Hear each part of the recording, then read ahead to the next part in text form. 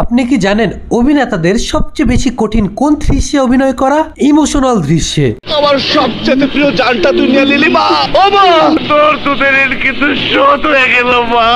বর্তমান সময়ে অনেক নায়করা ঠিকমতো কাঁদতেও পারে না। বিখ্যাত অভিনেতারাই অনেক সময় ইমোশনাল দৃশ্যে অভিনয় করতে গিয়ে ওভার অ্যাক্টিং করে ফেলে, আবার অনেক সময় দেখা গেছে ঠিকমতো এক্সপ্রেশনই দিতে পারে না। কিন্তু আমাদের বাংলাদেশে কিছু লিজেন্ডারি অভিনেতা ছিল বা আছে যারা এই ইমোশনাল দৃশ্যে এমন ভাবে অভিনয় করত যে দৃশ্য চলাকালীন দর্শক তাদের জায়গায় নিজেকে অনুভব করতে পারত। এইসব দৃশ্যে তাদের মর্মান্তিক অভিনয় দেখে ইমোশনাল হয়ে দর্শকরাও কেঁদে ফেলতো।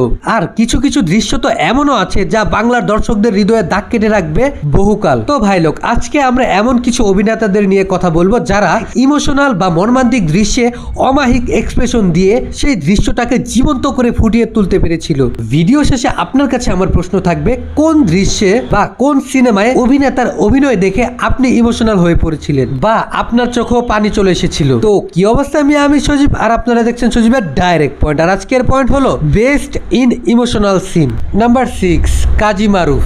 দেখেন, আমি বলবো না যে মারুফ প্রত্যেক সিনেমাতে ইমোশনাল দৃশ্যে দুর্দান্ত অভিনয় করতেন, তবে তার ক্যারিয়ারের শুরুর দিকের সিনেমাগুলোতে তার এক্সপ্রেশন ছিল টপ নচ। বিশেষ করে ইতিহাস সিনেমায় সে জাস্ট দর্শকদের হার্ট ব্রেক করে দিয়েছিল। সিনেমার এক পর্যায়ে পুলিশ যখন তাকে টর্চার করে সেই দৃশ্যগুলো তো দেখে মনে হচ্ছিল পুলিশ যেন আমাকেই মারছে। তারপর কিছু কিছু দৃশ্য তো জাস্ট আউটস্ট্যান্ডিং পারফরমেন্স ডেলিভার করেছিল সে। বাংলাদেশের টপ মর্মান্তিক পারফরমেন্সের মধ্যে ইতিহাস সিনেমায় মারুফের পারফরমেন্স থাকবে একদম টপে। এটা কি করিস মারুফ? আমি বলেছিলাম আমাকে একটা চুমা দাও, বাপ তো রাগ করে থাকতে পারে না, আমার এই জায়গাতে মারা গেছে। Number 5, sir Jasim. বিষয়টা মজার ছলে বললেও তাকে যেসব সিনেমায় গরিব হিসাবে দেখানো হতো সেসব সিনেমায় একজন মিডল ক্লাস ম্যান হিসেবে সে যেই অমায়িক অতুলনীয় অভিনয়টা করতেন, সেসব দৃশ্যে তার অভিনয় দেখে দর্শকরাও মনে করতো যে এটা তাদেরই ঘরের গল্প। তাদের ভেতরের কষ্টটাকেই যেন জসিম স্যার নিজের মধ্যে তার সিনেমায় অভিনয় করে ফুটিয়ে তুলতো। জসিম স্যার আমার ফেভারিট ছিল অ্যাকশনের জন্য। আর আপনার কাছে তার কোন অভিনয়টা বেশি ভালো লাগতো অবশ্যই আমার কমেন্টে জানাবেন। ওরা আমাদেরকে সেই পানি এনে দিয়েছে আর সমস্ত বাড়ির জুটা ভাত আমাদেরকে খেতে দিয়েছে মা। কি অপরাধ আমরা করেছি জিজ্ঞেস করো। নাম্বার 4, সালমান শাহ। সালমান শাহর অ্যাক্টিং এর সবচেয়ে বড় অস্ত্র হলো এক্সপ্রেশনের উপর তার ফুল কন্ট্রোল।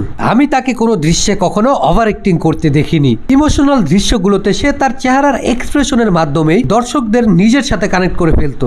বিশেষ করে সত্যের মৃত্যু নেই সিনেমায় যখন তার নিজের মা তাকে ফাঁসির অর্ডার দেয়, তারপর জেলখানায় যখন তাদের একসাথে দেখা হয়, সেই দৃশ্যটার মধ্যে তার অভিনয় দেখে কাঁদেনি এমন দর্শক খুবই কমই পাবেন। ভাই বোনের মধ্যে যদি ভাড়া দেয়া নেওয়ার কোনো সম্পর্ক থাকে, আমাকে খাইয়েছো পড়িয়েছো তো তার ভাড়া দিতে হবে।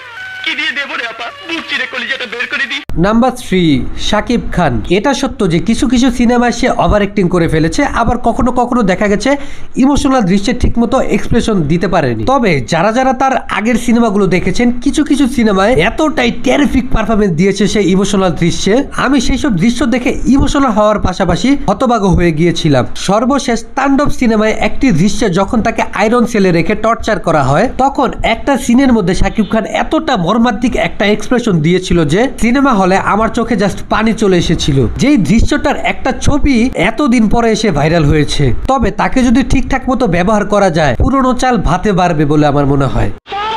আমার সর্বনাশ হয়ে গেছে বাদল ভাই। ছোট বোনের বিয়ার গয়না বিক্রি করে ফলের দোকান দিয়েছিল, টাকা না দিয়ে আমার সব ফলগুলো লইয়া গেল। Number 2, sir Razzak. ইমোশনাল দৃশ্যে সে সবসময় আমার পছন্দের তালিকায় উপরেই থাকবে, কারণ ইমোশনাল সিনে এক্সপ্রেশন কন্ট্রোলে সে হলো সবার সেরা। এই কান্না আবার কাঁদতে কাঁদতে হঠাৎ করে হাসি, এইভাবে অভিনয় করার ক্ষমতা শুধুমাত্র বাংলাদেশেই না, পুরো এশিয়াতে 2-1 জনই পারে। আপনি যদি তার বাবা কেন চাকর সিনেমাটা দেখে থাকেন, তাহলে বুঝতে পারবেন পুরো সিনেমাটাই শুধুমাত্র তার কাঁধের উপর ভর করেই ইতিহাস করে ফেলেছিল। আর বাবা কেন চাকর সিনেমাতে সে একবার পারফরমেন্স করেনি, 2বার পারফরমেন্স করেছিল বাংলাদেশ এবং কলকাতায়। আর দুটো সিনেমাতেই তার অভিনয় দর্শকদের মনে গেঁথে গিয়েছিল। আমি তো তোদের বাবা নই, আমি তো তোদের চাকর। এই বাড়িটা এখনো এই বুড়ো চাকরের। Number 1, Aslam Talukdar Manna, the king of emotional acting, the legend of emotional dialogue delivery. মান্নার কান্না ভেজা গলার ডায়লগ শুনে কাঁদেনি এমন দর্শক হয়তো বাংলাদেশে এখনো পাবেন না। তার কোন সিনেমার কথা বলবো বলুন? প্রত্যেকটা সিনেমাতেই ইমোশনাল দৃশ্যে জাস্ট কাঁদিয়ে ছেড়েছেন দর্শকদের। তার আম্মাজান সিনেমার ক্লাইম্যাক্স তো ছাড়িয়ে গেছে বাংলার সকল সিনেমাকে। শুধু কেঁদে বুকই ভাসায়নি, তাকে স্মরণীয় বানিয়েছে সকল শ্রেণীর দর্শকদের কাছে।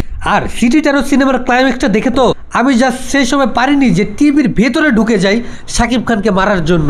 হায় রে, সেই ইমোশনাল দৃশ্যগুলো কোথায় হারিয়ে গেল? তার ইমোশনাল দৃশ্যগুলোর জন্য সে তার দর্শকদের কাছে অমর হয়ে থাকবেন। পিস্তল সহ ধরা পড়লে আমার ফাঁস হয়ে দেবো মা গো, আমি বাংলাদেশ ছেড়েছিল বলছি রে, বাইরে পালাইছি মা গো, তুমি আমার বাঁচাও মা। তো ভাই লোক, এই অভিনেতাদের মধ্যে কার অভিনয় দেখে আপনি কেঁদেছিলেন, বা ইমোশনাল সিনে কার অভিনয় দেখে আপনার কাছে সবচেয়ে বেশি মর্মান্তিক লেগেছে অবশ্যই আমার কমেন্টে জানাবেন। আর বাংলা সিনেমার এইরকম আরো ইন্টারেস্টিং ভিডিও দেখতে আমার চ্যানেলটি এখনই সাবস্ক্রাইব করে ফেলুন। দেখা হচ্ছে পরবর্তী আরো একটি ইন্টারেস্টিং ভিডিওতে, ততক্ষণ দেখতে থাকুন সজীবের ডাইরেক্ট পয়েন্ট। আমার সবচেয়ে প্রিয় জানটা তুই নিয়ে নিলি মা। ও মা, তোর দুধের কিন্তু শোধ হয়ে গেল মা।